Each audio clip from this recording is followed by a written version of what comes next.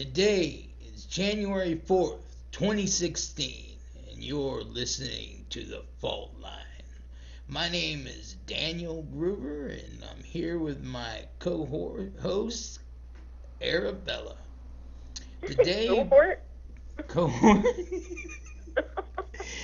and today for the show, we'll be talking about some interesting ideas that I kind of espouse myself personally, but I may warn you in advance, do not try this at home.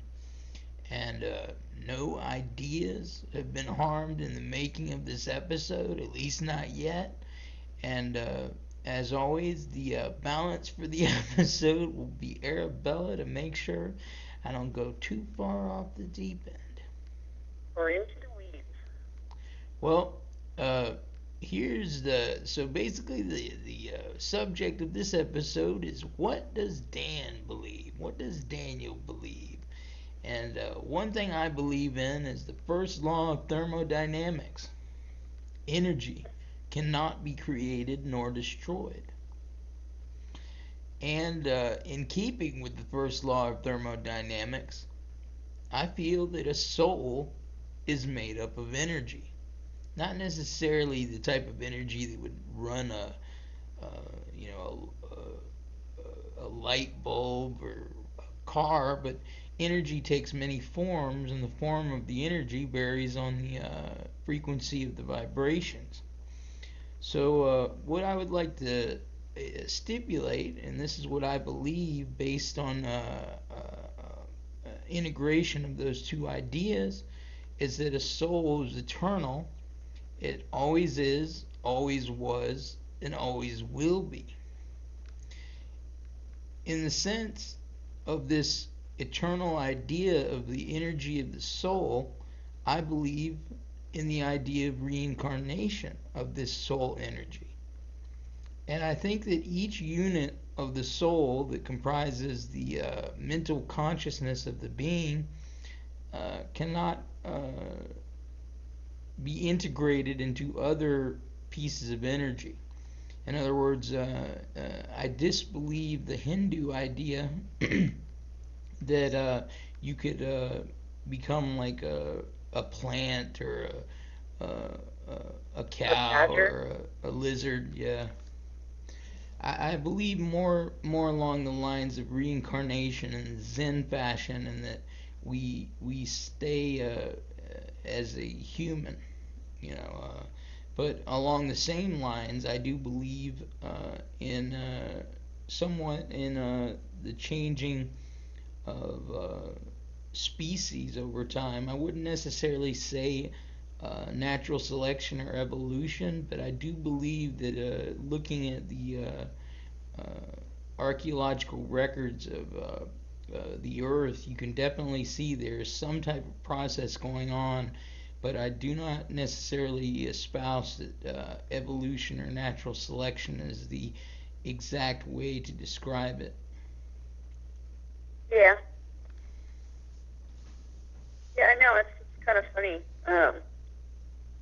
My daughter and I were talking about it the last time she was here, and uh, she had, of course, been taught evolution in school, but she actually somehow didn't realize that there are aspects of it that are theoretical, and that there are some issues, um, and some holes in the theory that have not been explained or um, sufficiently tied together. And she was kind of shocked by that. And so we did some uh, research on the internet, and she was like, "Wow, how come they don't say that in school?" And I was like, "I don't know." But so, what do you think then What do I think about what? about evolution? Evolution? I don't think it's entirely accurate, because I think that there's some other factors which can influence what's going on. For example, I do believe there is some type of Well, I'll just come out and say it. I'll be honest. I don't believe the human race is indigenous to this planet. I knew you were going to say that. Because they've never found the missing link. There Yeah, is no I mean, missing link. I that's what believe. I've I heard. believe. I I've heard believe that in a it, sense that the human race was possibly put here. Uh, I have a theory that we were exiled here because we were like inherently violent. You know, hmm, it seems like that's all we can accomplish as a race. We just kill, kill, kill. We kill on a large scale, we kill on small scales, we kill on medium level scales, uh, and yeah, I mean, it wouldn't sure. wouldn't surprise me that if we were somehow placed here in exile for being like a violent species, or that uh, the indigenous population was possibly killed off by us. And that's the link that's behind us that has no DNA connection to us. Huh. In addition, I Interesting I point. also I also believe in uh, the idea that we have the capability to advance our consciousness from iteration to iteration of our lives, uh, depending on how well we espouse the various things which could elevate or hold us down. It's like humanity. A lot of humanity is herded around like sheep and cattle. They don't think outside the box, and I think this type of behavior is basically a way that the humanity is being harvested. They're being harvested by uh, people, and I'm not saying it's necessarily other entities like David Icke says, like reptilians or whatnot, but the elite, the rich, they harvest humanity like sheep and cattle. I mean, if you think about it, the guy who owns McDonald's uh, owns, has billions of dollars, and yet the workers get paid, $7, $8 an hour in relation to the wealth of the owner to the workers. They're getting paid. If you make like a standardized penny to him, they're getting paid like thousandth of a cent of his wealth per hour to work. Yeah. So it's actually because of the wealth and the input and output, and then at the same time on the other side of the counter you have all these consumers that are being herded around like sheep, and they go around and work their jobs and do this and do that, and I Hey, really think that a large part of the problem with humanity is they do not think outside the box. And one of the things that strikes me as odd is a lot of people don't understand that just because you see something on TV, reported on TV, doesn't necessarily make it so. I'm not saying that all of the stories are falsified, but you can definitely put a writing spin on stories. And when you put a spin on a story, a lot of people don't understand that there's a spin put on the story to make you think or interpret it a certain way, and they just gobble it down like the gospel news. yeah, I know it. Hey, this is just a footnote, but do you remember back in the day when you really liked McDonald's? I still like McDonald's, actually. And you used to have me go get like a Big Mac for you, and I could not stand the smell so bad that I would like take it from the guy at the drive-through window, and he'd kind of look at me funny. I'd get out of the car and I'd put it in my trunk. Remember that? Well, actually, I Just don't throw that in remember there. it technically because you were getting it for me. Anyway, But anyway, thinking back on it, if that's how you did it, it would actually be a good idea to put it in the trunk because then you'd keep it warmer. It worked both ways. I didn't like the smell of it. But so anyway, I agree. Sheep. Because I don't understand how people like McDonald's. It's really low quality food. Another thing that gets me is the whole oil market, the whole oil game. Uh-huh. A combustible engine or whatever is like it's over that technology is over 100 years old.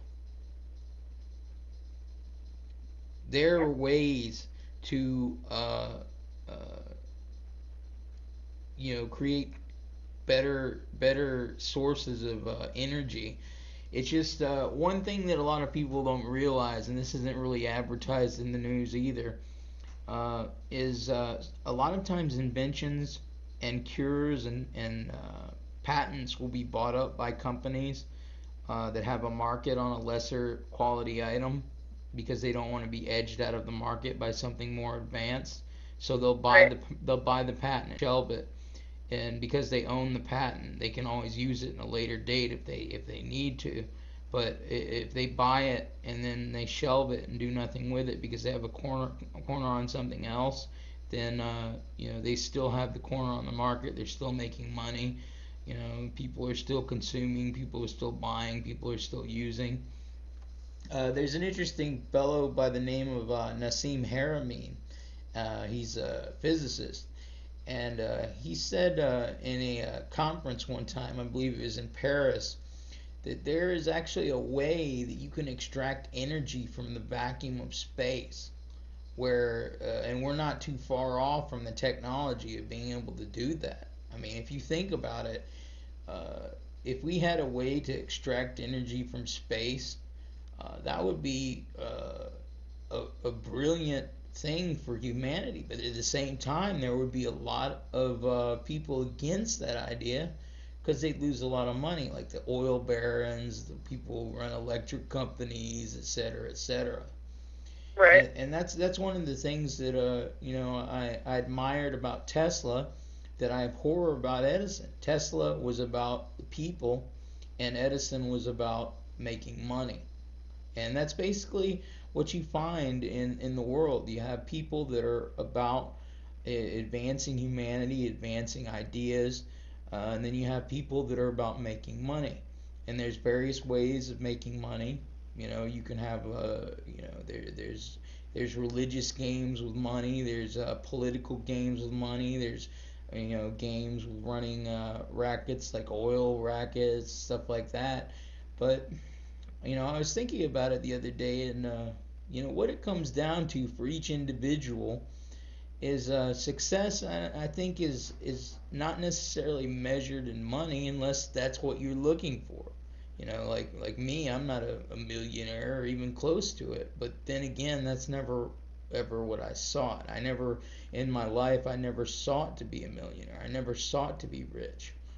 Uh, Yeah. and a lot of there's a lot of philosophers, a lot of people throughout history that have had many ideas, uh, uh, but there is always one common thread that all of philosophy has agreed upon, and that is a man becomes what he sets his thoughts upon. In other words, whatever you think about is what you manifest in your life. I'm not necessarily talking about like the laws of attraction and stuff like that. Though there may be some validity to that. I'm merely saying that your thoughts manifest who you become. What you focus on uh, manifests in your life. Huh. If you and another thing is if you scatter your thoughts too many ways, then your manifestation of your thoughts is not as intense, so you don't actually get anywhere with what you want to do or what you want to be. Yeah, I can somewhat resemble that. uh, hey, let me ask you something. Mm-hmm. Um, Would you say that on these major paradigms that have, shifted the course of civilization, like you say, we still base, even if someone's driving like a really nice BMW or even a Lamborghini, I mean, it's still a combustion engine. I mean, it's not like it's new technology. I mean, it's the same old thing, repackaged nicer. Yeah, pretty much. Would you say that the microchip is the last major shift? Because there hasn't really been anything that has revolutionized anything since the microchip. Yeah, the next expected technological breakthrough would be widespread quantum computing, which would be microchips based on the spin of atoms rather than transistors. Is that like the nanotechnology? Is It's that the same somewhat thing? related, but quantum computing is based on making microchips out of atoms rather than transistors. Oh. So the smaller you could make the microchip, or the more computing power you would have. Because one of the problems I with guess that's what I thought it was. Only I thought they were using carbon atoms, but I might be confusing the two, like something different. to be honest, I'm not sure what type of atoms are used in uh, quantum computing, but definitely one of the limitations to using transistors is the amount of heat that it generates.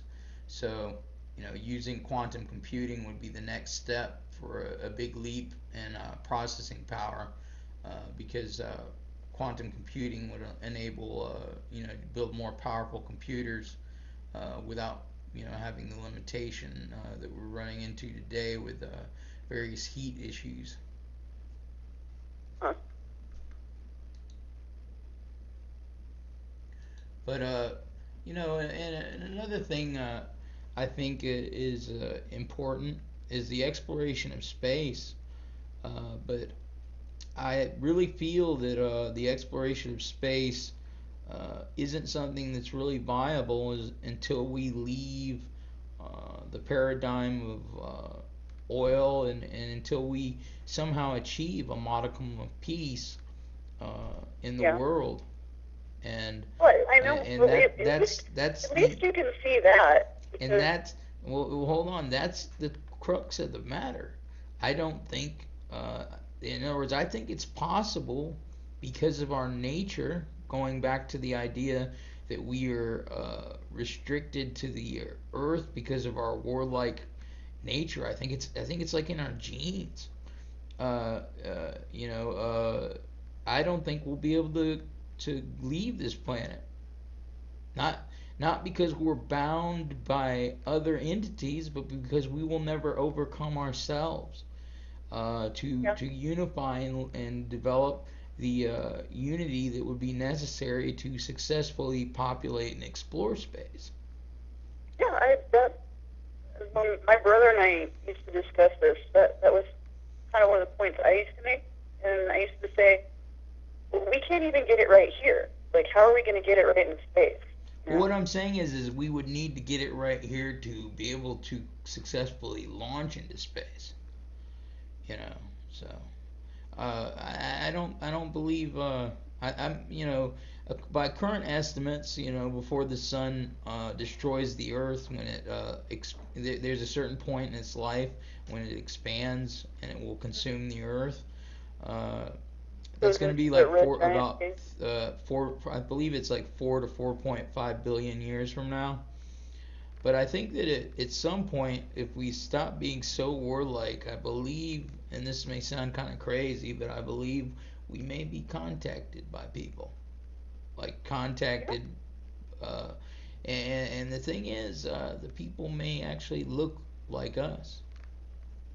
Well, I mean, If you not. follow the logic, if we were put here because our DNA and our genes, the initial colony, like the quote unquote Adam and Eve colony, was put here because we were warlike and we were, singled out because of their genes, and then we just populated the earth, a bunch of warlike people. It's either, I think that we have been exiled here on a sink or swim basis. Either we work out this problem in our DNA or we extinguish ourselves. But I think because we were put here, I believe that there are other entities that are not really they're aliens to Earth, but so are we. In other words, to give you some understanding, I really believe there may be some type of interstellar traveling humans that are really just having nothing to do with Earth because it'd be a complete clusterfuck if they did.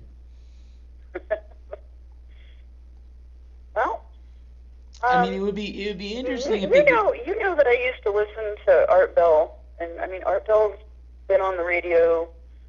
I mean, just talking about the most random and weird crap for forever.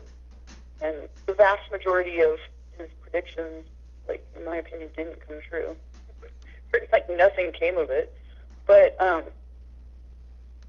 mean, I used to listen to it for entertainment purposes, and just because there'd be weird people calling in, and you just hear the most random stuff. But the stuff I liked is when he would get callers from MUFON that would call in, and I mean, a lot of their testimony about things sounded pretty legit. I mean, they could back it up with like, uh, police police activity in the area, and occasional news stories. But the news always seems to be pretty late to the game on UFO sightings and things like that. But I don't know. I mean, I think at this point, there still isn't definitive proof, and yet there's so much testimony from highly credible witnesses that something's going on, you know. And I don't pretend to know what that is, but clearly something's up. What do you think about that? Well, I think that, of course, I I think mean, I think something's they're up. already here, is what I'm trying to say. They already are interacting, but nobody really seems to know what the agenda is. Well, that could be true too, because according to the framework that I just outlaid, the quote unquote aliens would look exactly like us and actually be of the Homo sapiens race, but they would look, you know, maybe a little different, but they would not be so necessarily so warlike, in my opinion. I don't know. Never really took it that far, but I do believe that, like I said earlier in the episode, that there is no missing link according to evolution, because we aren't from this planet, which doesn't discredit the process of evolution. But as I said, also, I think that there's an inaccuracy with evolution. I'm not sure exactly what it is, but I believe that there may be enough advanced technology running around the universe uh, that evolution may be a moot point with genetic engineering. I mean, you think about it, we're kind of barbaric in our own little encapsulation on the earth, and we have the technology now to do genetic engineering. If there was an advanced version of Homo sapiens, there's no telling what they could do. Yeah, that's a good And when I point. say advanced, I don't mean necessarily they look different from us. It's kind of interesting. People always have this crazy idea that aliens, look different. Or which which may be true or not, but at the same time, there's a high chance that there's a population of aliens that look just like us because we're of them. Well, you know that I definitely plant my flag first in the Bible. Yeah, But but the I mean, Bible, really, a lot of people when you say look at what he Jesus was an describes alien. as Did you know Elohim, that? God and the angels, Have you ever I heard mean, that? it could be that exact scenario because he said, let's make them like us. Yeah, have you ever heard though that Jesus might have been an alien? Of course, I've heard that. And when I say alien, I don't mean like some dude like a Gray or an EBE or whatever they call him. I mean a human that was from another planet. Not necessarily. Well, I would say, and it's hard to say. I don't want to get into this Yeah, for I know. another I know. episode. Well, and Uh, this is like one of the main points of Catholic theology that a lot of people don't realize is there. Is they don't even, they say that, oh, it's, there's some kind of pagan origin to, the virgin birth and the immaculate conception and all these things. They don't really fully understand, but actually, I mean, if you're talking about the regeneration of the human race, like whatever was lost or, went wrong with us, as you say, that we were exiled. I mean, the Bible says we were exiled, but people think of it as some kind of mystical, realm that's, that just kind of we got poofed out of the sky, and here we were on Earth. But what I'm trying to say is there's something necessary about the human vessel that was going to bring out the new DNA line, the perfect human, is going to be restored. It couldn't have, he couldn't have taken his DNA from anything other than a holy vessel. You see what I'm saying? Like the fact that Catholics say that Mary was born without original sin, it means that whatever that metaphysical reality is, whether it's it's in, as you say, in the DNA, or if it's, uh, now has a more metaphysical reality in the spiritual root. I don't know. I just, because to me it's kind of like trying to separate those is sort of pointless. I mean, we won't know until we know. But the point is, you can't get regenerated DNA and have him actually be a real human being if his mother had the taint. You see what I'm saying? mm-hmm. She couldn't have been tainted and have him take that flesh. And that's why I've always, when I really started to read what the actual Catholic Church teaches, it was pretty staggering, actually, how sophisticated it is. And yet, on the surface, these things don't seem like they have that complex reality, but they do. And it's, and when you think about it, it's kind of similar to how, they said Jesus manifested as the Word of God, but he also had all the other aspects. He basically tied together so many things from the Old Testament.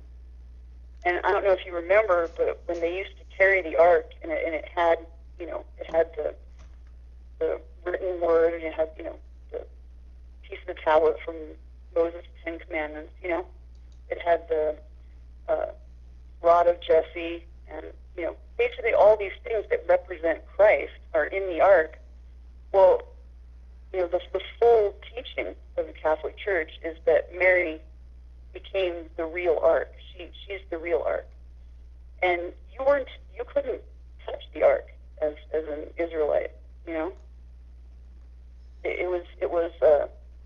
It was very sacred, but there was also something like actually supernatural about it, because that poor guy, they were walking and he went to steady the ark and he thought it was going to drop, and he touched it and died. Like some power came out of it and it killed him. You know what I mean? That's some weird stuff. So I don't know, for people to look at it any different because, God came down, and it said that at times he would overshadow the ark. He would, I guess what they call the glory cloud, would come down, and his presence would actually sit around the ark. Well, that's the same thing that they said when the Holy Spirit came down and enshrouded Mary, and that act of creation was initiated. And I was like, wow, I never really thought about it before, But when I did, I was like, that sounds like the truth to me, I mean, if you believe in the rest of it, you would almost have to believe that. Otherwise, it doesn't really make sense, All right, Mary, It's sort of like the missing link. We got about 30 seconds, so that went pretty fast. Yeah, I guess we'll close out this episode. Again, thank you for listening to Faultline. Be sure to check out our directory of episodes. You can find that at http://faultline2016.wordpress.com. And be sure to check out our page on Facebook. Give it a like if you wish. The address of the page, Faultline, is on Facebook at www.facebook.com/Faultline Talk Radio. All one word. All right. See you next time. Bye bye.